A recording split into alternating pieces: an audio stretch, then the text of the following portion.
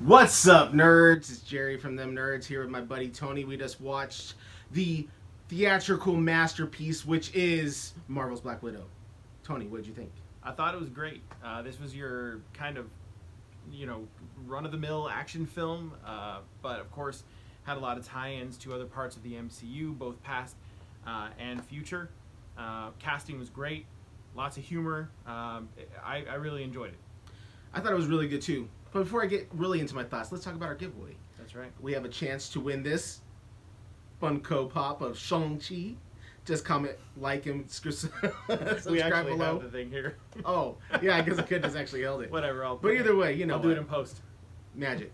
So, like I said, just comment, like, and subscribe below for a chance to win this Shang-Chi Funko Pop. That's So right. what I was going to say is this movie was fantastic. From the child actors all the way up, they made sure to really cast people who fit into the roles in a way that it built a... If you've ever seen the series The Americans on FX, it was very similar to that in the very first 15 to 20 minutes of the film. Yeah, and by the way, before we get any farther into this, there will be, of course, spoilers. This is a full-on, spoiler-ridden review of the film. If you haven't seen it yet, go watch it and then come back and check this out. That's right. We're spoiling things like we left the fridge open for 2 days. That's right.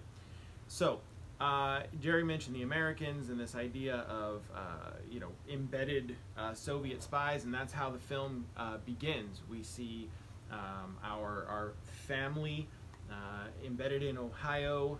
Their cover's blown, and they have to escape back to Mother Russia. That's right. Oh, that's like an Italian thing. I don't know what else. Yeah, maybe the Russians do it too. But if you really think about it, Black Widow is basically the Fast and the Furious. It's all about family at the end. Jesus Christ. Atrocious.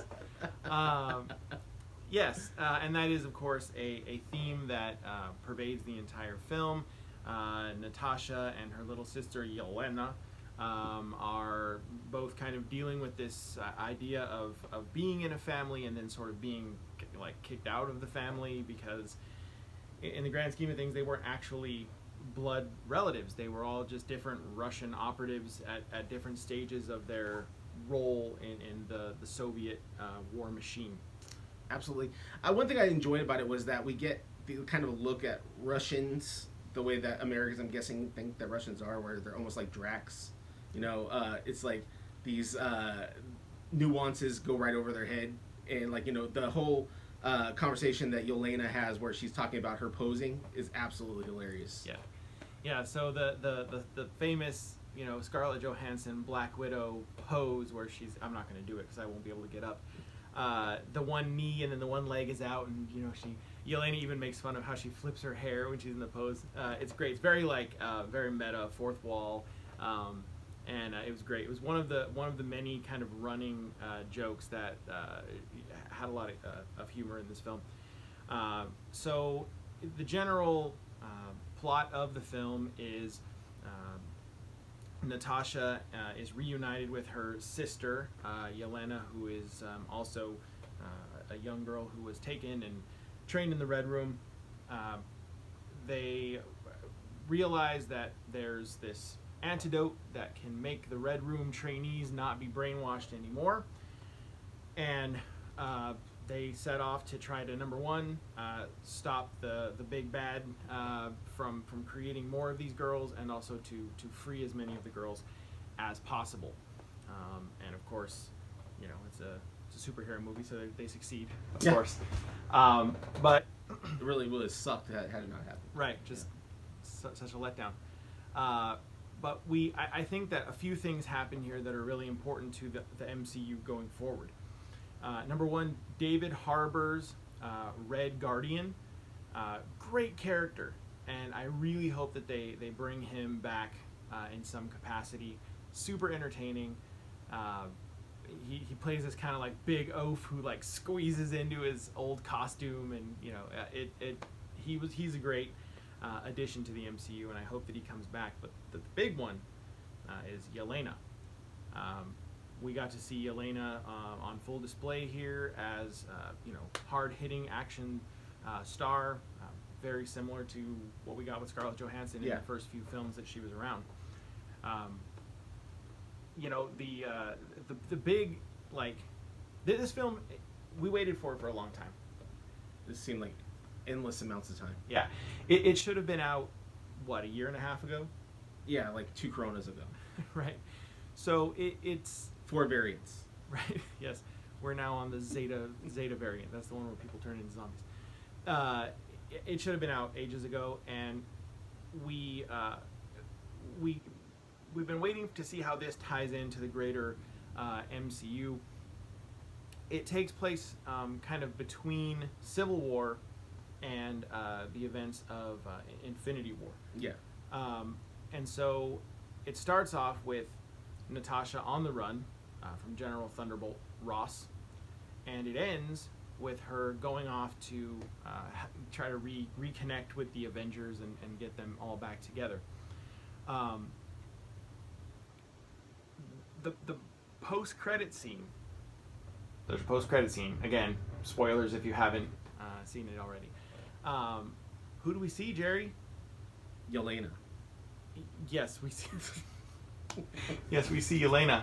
And Val. We see Val, Contessa Valentina Allegra de Fontaine, a.k.a. Madam Hydra, number 2, who we most recently, and really the only time we've seen her, played by Julia Louis-Dreyfus, we saw in Falcon and the Winter Soldier. Falcon and the Winter Soldier. And we last saw her sort of trying to recruit John Walker as U.S. agent. And in the post-credit scene, we find out that she is not only familiar with Yelena, but based on what Yelena says to her, Yelena works for her. Yep. So we know now that we have kind of a sort of in the shadows version of Captain America working with Val, and now we have this sort of in the shadows version of Black Widow working with Val. Exactly. And then we also in this movie got a kind of a redemption story for the mother and father characters in this film, who actually have big roles within Marvel history. Sure. So the idea that they're still living in this world is a good idea, that they can come back at any time. Yeah. I believe, isn't the character that plays the mother, isn't she Madame Mask? Am I wrong? I don't know. I don't remember. She definitely plays something. Look down below at one of these points. We'll make sure to cover that and let you know. But yeah, having these sort of long-standing characters who were around in the 80s, 90s, and now we have them in the modern MCU, it'll be interesting to see what they do with them, how they kind of tie them into the MCU. I would think that with such good characters played by such quality actors and actresses, they wouldn't just have them be one and done. Yeah, I would assume that this is going to something that's going to continue on. Yeah, that's my guess. So, and if it's not, this is exactly what we complained about in every Marvel film. Stop casting great actors to only appear in one film. Sure. Yeah, I could definitely. I would pay money to see David Harbour play, middle-aged Red Guardian again. Yeah. Especially, he spent a bunch of the movie talking about his battles with Captain America, which Captain America was frozen the whole time he was talking about that he battled Captain America, which was funny. Which I think would be absolutely hilarious if Black Captain America one day runs into him and he's just like, "You!" Not like Soldier Boy, but you know. Right. Yes. The idea that he's this kind of comic relief, but he's a super soldier. It'd be kind of cool to have him come back.